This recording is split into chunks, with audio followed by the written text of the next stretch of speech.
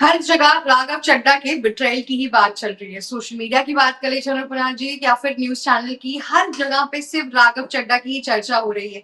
पर इन सारी चर्चा के बीच में एक नया टॉपिक निकला है, जहां पर आप की जितने भी बड़े लीडर्स हैं वो सब सामने आए। उन्होंने प्रेस कॉन्फ्रेंस की और उन्होंने बोला कि यहाँ पर बीजेपी एक ऑपरेशन लोटस कर रही है। उसके द्वारा वो मैक्सिमम जो लीडर्स हैं आपके, उनको निकालने की कोशिश कर रही है और अपनी पार्टी में भर्ती करने की कोशिश कर रही है। इसके लिए अलग अलग तरीकों से इन मेंबर्स को फंसाया गया है। किसी को अलग अलग केसेस में फंसाया गया है, किसी को किसी और चीज का लालच दिया गया है, ताकि जो मेरी पूरी पार्टी है वो डिसमेंटल हो जाए। इस टाइम पे हम सबको पता है कि करीबन 6 राज्यसभा मेंबर्स आप पार्टी छोड़कर बीजेपी ज्वाइन कर रहे हैं। ये बहुत बड़ा नंबर है और इसके बाद से आप पार्टी का जो जमीनी स्थल है ना, वो पूरी तरीके से निकल गया है। स्वाति मालीवाल, आपकी ये राघव चड्ढा और भी बहुत ज्यादा इंपॉर्टेंट लोग आपकी पार्टी छोड़ के बीजेपी जा चुके हैं। यहाँ पर अनुपा जी, एक नया सवाल जो उठ रहा है वो ये है कि ऐसा क्या हुआ है आपके अंदर जो राघव चड्ढा ने अपने पहले ही स्टेटमेंट में ये चीज मेंशन की कि मैं तो एक सही इंसान हूं, पर मैं सही पार्टी में नहीं हूँ। क्योंकि ये मुझे एक बहुत ही पर्सनल और इमोशनल एक मैसेज की शुरुआत करते हुए वो दिखे।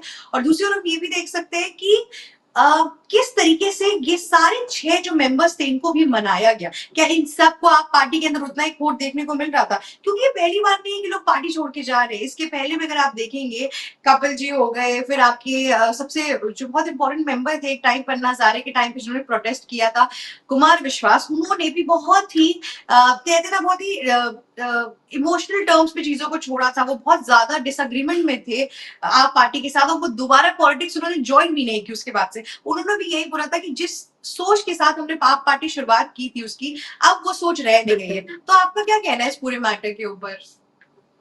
देखिए, राघव चड्ढा ने अपने सोशल मीडिया पोस्ट पर एक वीडियो शेयर की थी और ये कहा था कि मेरी खामोशी को मेरी हार मत समझना, मैं वो समुद्र हूँ जो वक्त आने पर दरिया सैलाब बन जाता है। तो इस तरीके की बातें, और वही अब सैलाब आम आदमी पार्टी पर आ चुका है, अरविंद केजरीवाल पर आ चुका है। अब यहाँ पर जैसे ही राघव चड्ढा ने ऐलान किया कि भाई मैं एक गलत पार्टी में था, अब मैं एक सही पार्टी में जा रहा हूँ, इस तरीके की वो बातें कहते हैं और वो कहते हैं कि हम बीजेपी ज्वाइन कर रहे हैं। उसके बाद में जो आप सांसद है संजू सिंह, उनका बयान सामने आता है और वो ये कहते हैं राघव चड्ढा को लेकर, बीजेपी को लेकर, कि बीजेपी ऑपरेशन लोटस चला रही है। लेकिन ये कितना सही है, कितना गलत है? क्योंकि लंबे समय से आम आदमी पार्टी में राघव चड्ढा हो या स्वाति मालीवाल हो, इनको लेकर अरविंद केजरीवाल के साथ में एक दरार देखने को मिल रही थी। लंबा समय था, लंबे टाइम से ऐसा चल रहा था। अरविंद केजरीवाल ने आखिर क्यों ठीक नहीं किया?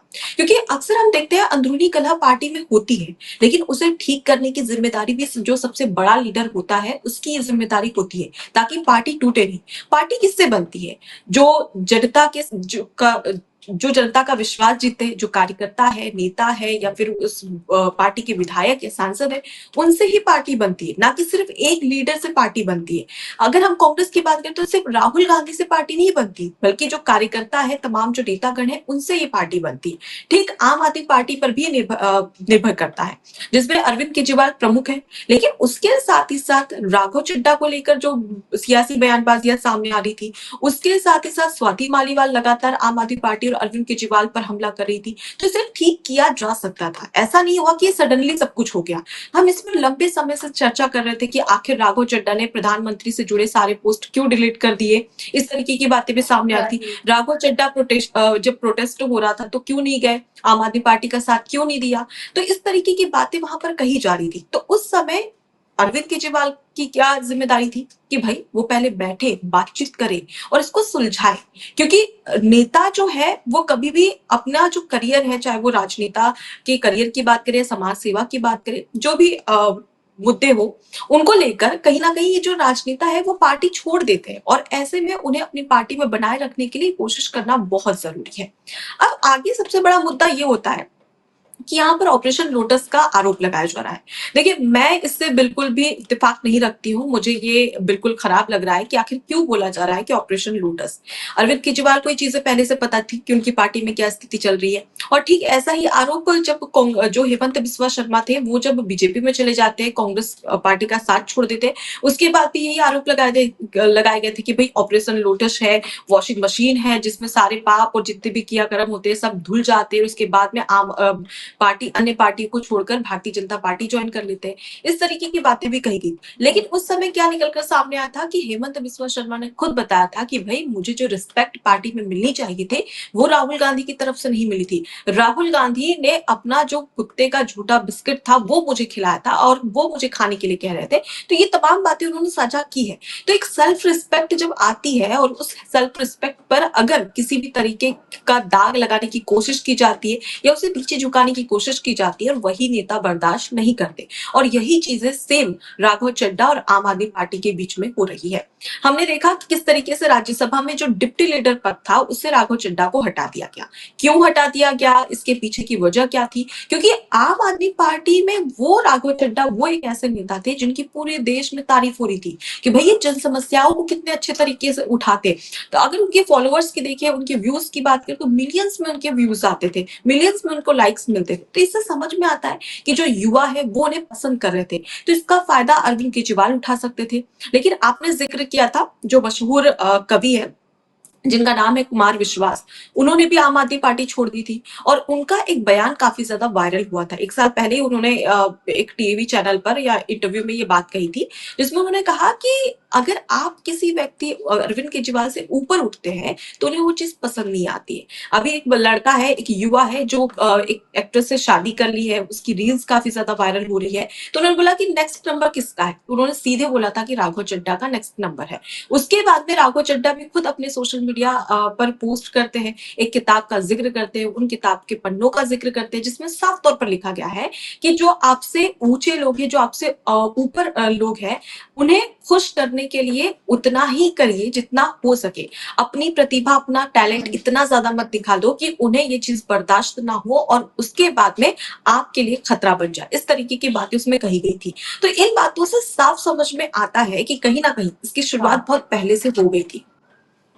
अनुपमा जी, जो आप बोल रहे हो वो बिल्कुल सही है। राघव चड्ढा अब तो अपनी कंटिन्यूएशन में सारे डिफेंस में पॉइंटर्स रखेंगे। उनको पता था कि इस तरीके का बैकलैश उनको मिलने ही वाला है। पर मेरा एक चीज मानना है कि राघव चड्ढा के पास ऑप्शन ही क्या बचा था। वो कांग्रेस पार्टी में जाते तो पंजाब में ऑलरेडी इतने फेसेस थे, अमरिंदर सिंह गिल और इन सबको हटा के, जो वरिष्ठ नेता है पंजाब के अंदर, उनको हटा के राघव चड्ढा को इतने जल्दी सीएम की पोजीशन तो नहीं मिलती। और जिस हिसाब से पंजाब की कांग्रेस का हाल है कि 2.5 इयर्स के लिए कोई है, 2.5 इयर्स के लिए कोई और है, दो उम्मीदवार एक साथ लड़ रहे, तो उनको वो ब्राइट फ्यूचर वहां पे दिख नहीं रहा था। इनफैक्ट राहुल गांधी का तमिलनाडु और बंगाल के इलेक्शन में जिस हिसाब से उनकी पूरी मैनिफेस्टो और कैंपेनिंग थी, उसके बाद से आई थिंक कांग्रेस पार्टी का हर एक मेंबर गिव अप कर चुका है कि ये पार्टी कभी भी भूल मोहब्बत में आने वाली है। दूसरी ओर आप वो जा नहीं सकते थे, अपनी पार्टी के लिए उनको बहुत सारी फंडिंग की जरूरत थी। और अगर राघव चड्ढा पैसे लिए भी आते तो किन कहां से एमएलए को इकट्ठा करके अपनी पार्टी लेकर आते और क्या बोलते वाइड स्केल पे पंजाब के लिए रेडी होती। आने वाले कुछ 10-15 साल लग जाते उनको अपने आप को स्टैब्लिश करने के लिए। तो इन सब चीजों को हटा के उनको एक जो उनकी लॉन्ग टर्म राजनीतिक प्लान जो दिखे वो थी बीजेपी के साथ ज्वाइन करना, इसीलिए उन्होंने यहाँ पे बीजेपी को ज्वाइन किया। उसके अलावा शायद ही उनके पास कोई और मुझे लगता है विकल्प बचा था, क्योंकि अगर वो नहीं ज्वाइन करते और आपके साथ ही रह जाते तो वो भी सचिन पायलट की तरह आज अपने सपनों को दबा के साइड में कहीं रखे हुए होते। सचिन पायलट ने राजस्थान में इतनी मेहनत की अनुपमा जी, उसके बाद से अशोक गहलोत के साथ पूरी उनकी कॉन्फ्लिक्ट हुई और एक बार भी नहीं लिया कांग्रेस पार्टी ने और उनको बोला कि अगर आपको छोड़ना आप डीके शिव कुमार के साथ में भी हुआ कर्नाटक इलेक्शन में। एग्जैक्टली। हाँ, तो यही सब चीजें ना, तो कांग्रेस पार्टी की। और आज सचिन पायलट क्या कर रहे हैं, राजस्थान भी चला गया, कांग्रेस में भी अब जो है वो है ही, बस उससे ज्यादा कुछ बचा नहीं है उनके पास।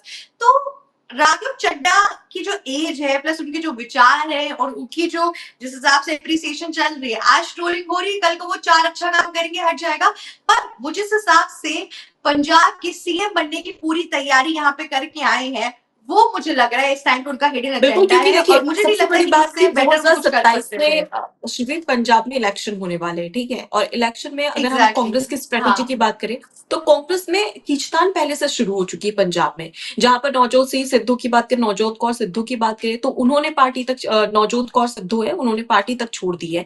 तो इस बात से कहीं ना कहीं गहमा गहमी तो कांग्रेस पार्टी में पहले से चल रही है। अब रही आम आदमी पार्टी की, तो हेमंत, अगर वहां पर बात कर ली जाए तो आम आदमी पार्टी में भगवंत भगवंत मान जो कि पंजाब के मुख्यमंत्री है, तो उसके बाद में किसी का उनके बाद में किसी का नंबर आने के तो चांसेस है ही नहीं। और भारतीय जनता पार्टी की अगर पंजाब में बात करें तो कहीं ना कहीं उन्हें एक बड़ा लीडर चाहिए था, सीएम फेस चाहिए था। तो यहाँ पर जब राघव चड्ढा ने ठीक 1 साल पहले इलेक्शन से पहले जिस तरीके से जंप किया है भारतीय जनता पार्टी में, तो कहीं ना कहीं आम आदमी पार्टी को एक करारा झटका तो पंजाब में लगेगा ही, क्योंकि आम आदमी पार्टी खुद ही बात समझ चुकी है। और इसलिए ये जो राघव चड्ढा ने पार्टी छोड़ी है, उसे जो आम आदमी पार्टी के जो नेता है वो इसे पंजाब इलेक्शन से जोड़कर देख रहे हैं। और यहाँ तक कि संजय सिंह ने तो एक और बयान दिया था, आम आदमी आम पार्टी के आदमी सांसद। पार्टी के लिए नहीं, अनुपमा जी सबको इसी तरीके से देख रहा है। बीजेपी ने अपना ये किलर मूव इसीलिए किया है। मैं आपको बताती हूँ कि बिहार के अंदर इतने ढेर सारे सीएम के कैंडिडेट्स थे, सम्राट चौधरी से भी लोग अच्छे खासे वरिष्ठ थे, उसके बावजूद भी एक दलित सीएम क्यों बनाया गया? क्योंकि आगे की तैयारी उत्तर प्रदेश इलेक्शन के लिए और पंजाब इलेक्शन के लिए की गई। वहां पे दलितों का जो पूरा पॉपुलेशन है वो बहुत ज्यादा है। लेकिन यहाँ पे यही बात ना कि यूपी के अंदर बहुजन समाज पार्टी की मायावती इस बार टारगेट कर ले जाती। तो इन सब चीजों के लिए इन लोगों ने यहाँ पे एक दलित सीएम बनाया क्योंकि आने वाले इलेक्शन में इफेक्ट हो। दूसरी ओर पंजाब के अंदर हम सबको पता है कि यूपी में तो चलिए हालत बहुत सही है बीजेपी की, लेकिन पंजाब में जो बीजेपी की हालत है वो दूर दूर तक कहीं नहीं दिखती है। राघव चड्ढा एक फेज भी है वहां पे, और दलित पहले उन्होंने दलितों के साथ जो उनको एक मैसेज पहुंचाना था उनके बीच में वो किया, उसके बाद से राघव चड्ढा को भी सामने ला के रख दिया। अब राघव चड्ढा को भगवत मान की आपकी सारी नीतियां सब कुछ पता है, तो Raghav Chadha anyway better campaigning करेंगे इन लोगों से, क्योंकि उनको सोच पता है कि भगवत नहीं, मान और कितना ये दूर पहले ही जा हो सकते चुका हैं। है, क्योंकि राघव चड्ढा ने पहले भी हाँ पंजाब में बहुत मेहनत की है और जिसके बलबूते पे ये हुआ कि एग्जैक्टली आम आदमी पार्टी हाँ की सरकार भी वहां पर आई है। और अगर पिछले इलेक्शन को भी अगर हम खंगाले तो राघव चड्ढा को बकायदा पंजाब की जिम्मेदारी सौंपी गई थी। और मैं जिस तरीके से जिक्र कर हाँ रही थी संजय सिंह का, तो संजय सिंह ने ये नहीं भी कहा उनको कि ये ऑपरेशन लोटस के तो एग्जैक्टली आरोप लगाए, लेकिन उसके साथ ही साथ हाँ संजय सिंह ने यह भी कहा कि भगवंत मान की जो सरकार है उनके अच्छे काम है उसे बीजेपी बर्दाश्त नहीं कर पा रही है, और इसी वजह से राघव चड्ढा को अपने पाले अब में मैं लेने आपको की बताऊं कोशिश एक कर रही है। चीज। तो इस तरीके हाँ के बयान से संजय सिंह समझ में ने आता है कि गलत कहीं ना नहीं कहीं बोला है। पंजाब इलेक्शन से हाँ जोड़कर देखा जा रहा है। लेकिन जो भगवत मान है ना, उनकी जो मेजर पॉलिटिशियन की टीम थी उसके अंदर राघव चड्ढा भी बैठते थे। ये बोला जाता था कि उनको बकायदा एक मकान मिला है, गवर्नमेंट क्वार्टर मिला है पंजाब के अंदर। इतना ही नहीं, आपको मैं बताऊं कि जितनी भी जो मेजर डिसीजन होते थे, आईएएस के ट्रांसफर से लेकर आईपीएस की पोस्टिंग से लेकर पंजाब में क्या कैसे करना है, उन सारे डिसीजन में राघव चड्ढा एक्टिवली रिक्रूट होते थे, एक्टिवली उनको पार्टिसिपेट करवाया जाता था। एक टाइम पे अरविंद केजरीवाल के राइट हैंडर माने जाते थे। उन्होंने पहले एक छोटा सा मंत्रालय उनको दिया था क्योंकि बाय प्रोफेशन वो सीए थे, तो फाइनेंस से जो उनका हम्म। सफर शुरू हुआ था वो मेजर पॉलिटिकल कैबिनेट के अंदर थे अरविंद केजरीवाल के। फिर पंजाब के अंदर उन्होंने बहुत क्लोजली सब कुछ वॉच किया है, तो उनकी जो स्ट्रैटेजी और उनकी जो चीजें हैं वो इलेक्शन में बहुत अच्छी काम आएंगी। और राघव चड्ढा ने एक चीज तो सही बोली है, जितना उनका पोटेंशियल है, आम आदमी पार्टी अरविंद केजरीवाल का एक कहते हैं ना कि एक फेस की उनकी फ्लैगशिप हो चुकी है, उनको हटाना उसके बाद से वहां आना वो कभी भी राघव चड्ढा को आने नहीं देते। पर यहाँ से एक इजी वे आउट हो गया है। खैर देखते हैं कि इस पंजाब इलेक्शन में क्या और कैसे होता है। बाकी राघव चड्ढा ट्रोल तो होंगे ही, पर क्या कर सकते हैं, किसी बड़े काम के लिए इतना तो सहना ही पड़ेगा उन्हें। एबीसी हिंदी न्यूज, आज ही जुड़िए हर खबर के साथ